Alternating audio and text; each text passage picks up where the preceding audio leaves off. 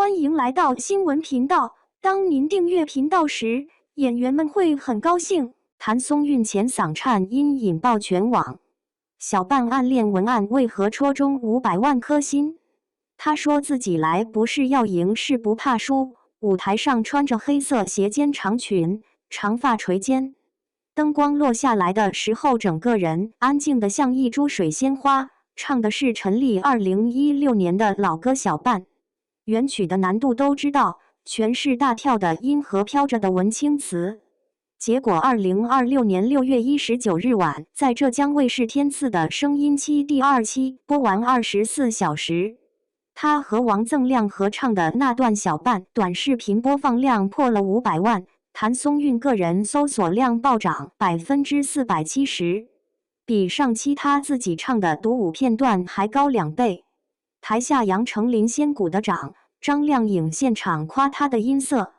王锃亮是四川音乐学院副教授，他的音乐老师，俩人全程同 key 唱，没给他降调。他的音准偏差小于15音分，和声融合度93%。乐评人给的评价是重新定义了歌手这个词，但刷屏的还不是这些数据，是他在台上说的一句话。暗恋是一个人的兵荒马乱，配上他唱小半时那句不敢回看左顾右盼不自然的暗自喜欢的颤音。短视频平台一夜之间冒出来17个不同版本，全挂着暗恋的人全懂的文案，播放量最高的那个破亿。一个自称宇宙第一业余歌手的演员，怎么就把一首8年前的歌唱成了全网的情绪出口？谭松韵的嗓子是浅的，清甜里裹着酸涩，唱小半这种歌刚好。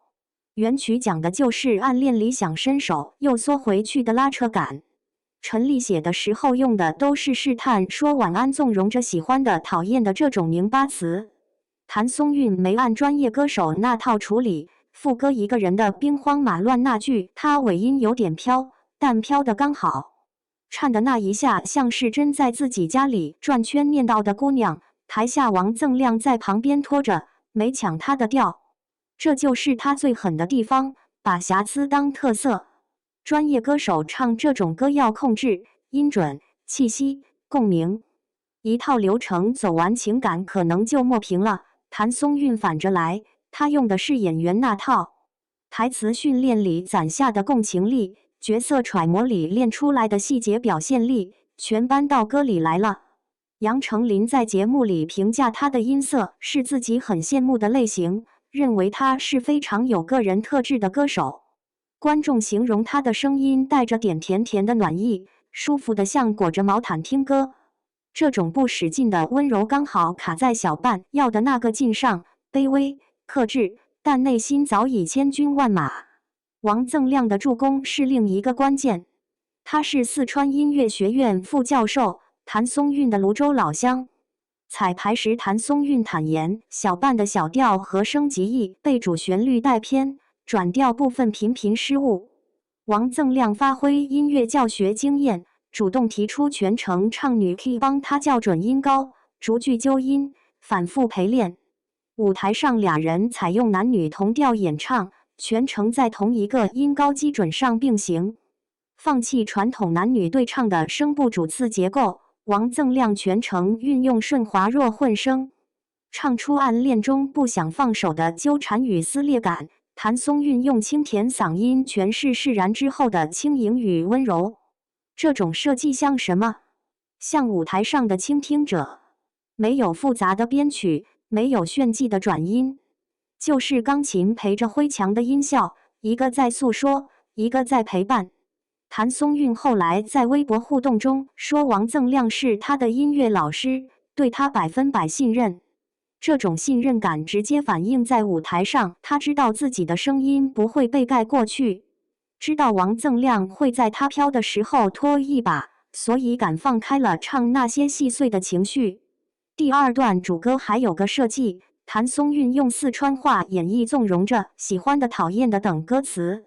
王锃亮以彝族民调呼应，形成独特的方言叠唱，观众称为神来之笔。谭松韵下台后说的那句暗恋是一个人的兵荒马乱，先上了热搜。话题谭松韵暗恋是一个人的兵荒马乱，引发海量讨论，网友直呼像看到了曾经的自己。但真正的传播引爆点是他唱的那几句歌词，不敢回看左顾右盼，不自然的暗自喜欢，偷偷搭讪总没完的坐立难安。这几乎是给短视频平台量身定做的文案模板。小半原曲2016年发行，收录在陈粒专辑《小梦大半》里，图灵子作的词。歌词里全是这种半句心动半句遗憾的拧巴表达，无辜不知所以然，不应该，舍弃了，死心了，放手了，断念了，无可奈何不耐烦。陈粒当年写的时候找的是自己的歌迷，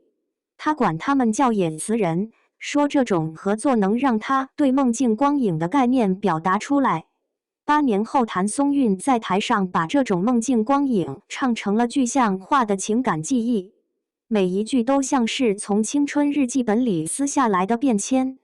短视频平台的传播链条是这样启动的：先有人把谭松韵唱小半的片段剪成15秒卡段，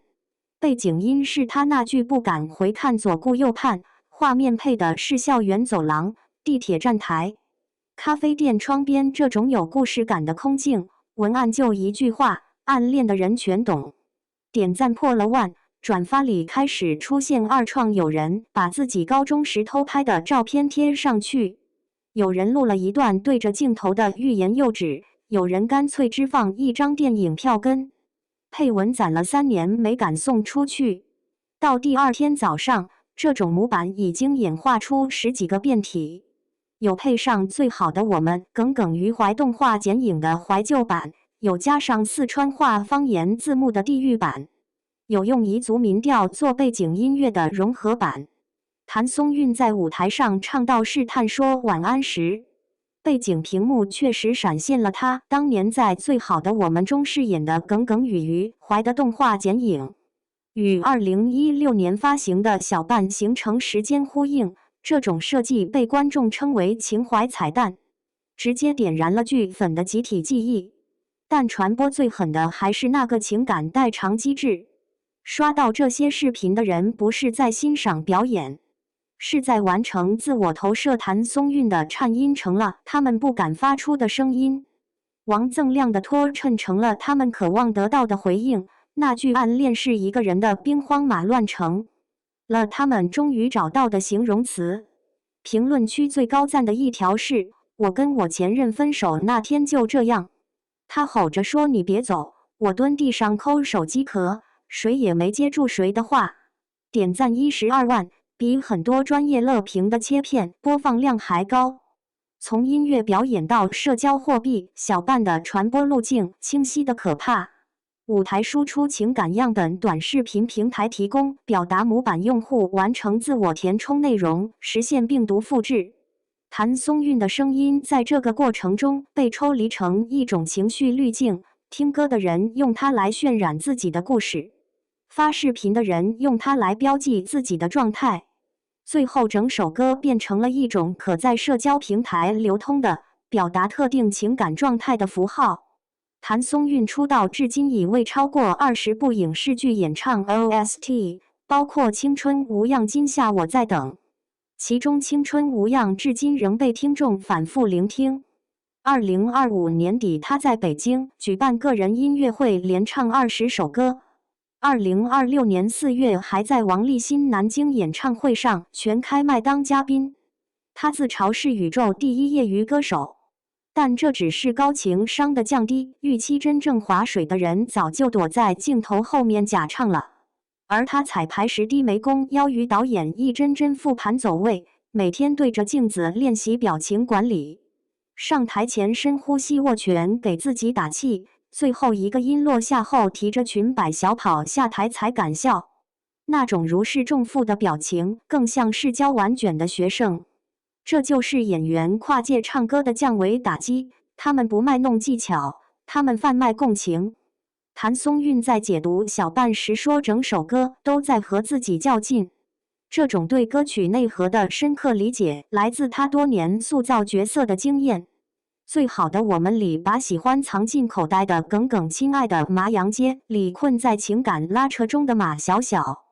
最美的时候遇见你里为爱改变自己的小镇女孩，每一个角色都是一次情感预演。当她站在舞台上唱暗自喜欢低头呢喃时，她不是在表演情绪，她是在调用记忆。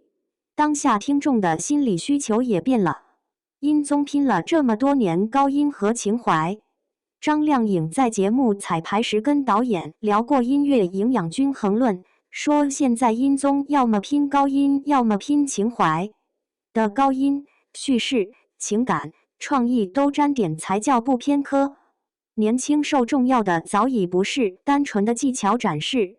他们要情感连接，要自我映射，要情绪价值。谭松韵的不完美但真诚刚好切中这个需求。她的声音里有瑕疵，但瑕疵里全是真实；她的表演里有克制，但克制下全是汹涌。王锃亮把这次改编视为今年的代表作，两人在微博互动中称解锁了小半新身份。这个半字很有意思，不是对抗，不是压倒，是陪伴。舞台上谭松韵矮王锃亮半头，抬头看他的眼神有点猛，俩人站的位置差一台阶，这种视觉设计强化了那种陪伴感。演出最后两人背对背走向舞台两侧，被观众理解为两人同时释怀了这段感情。谭松韵小半的案例像一次精准的情感实验，选一首自带集体记忆的老歌，找一个能拖住情绪的搭档，用最本色的方式演绎，然后把解读权交给听众。结果数据证明了一切，24小时播放量破500万，个人搜索量涨470%。短视频二创模板蔓延全网，一句暗恋是一个人的兵荒马乱成了年度情感金句。这不是偶然，这是精准选歌小半的暗恋基底加本色演绎谭松韵的演员共情，加默契衬托王锃亮的教学式托底，加魔音传播短视频的文案裂变共同作用的结果。谭松韵赢的不是技巧，是共鸣；破的不是圈，是心房。媒介融合时代，一次成功的舞台表演早已不限于现场那几分钟，它的影响力在于能否激活二次创作，能否点燃情感共同体，能否成为社交表达的素材库。小半做到了，他让8年前的歌重新流动在2026年的手机上，让谭松韵的前嗓颤音成了暗恋者的集体声带，让那句不敢回看左顾右盼成了可以贴在每个人青春上的标签。所以别再问演员凭什么跨界唱歌了，当专业歌手还在研究怎么把 High C 唱得更稳时，谭松韵们已经用一句暗自喜欢低头呢喃唱进了500万人的手机里。这是情感对技巧的胜利，也是共鸣对完美的重新定义。如果为谭松韵这次小半的表现打分，你会打几分？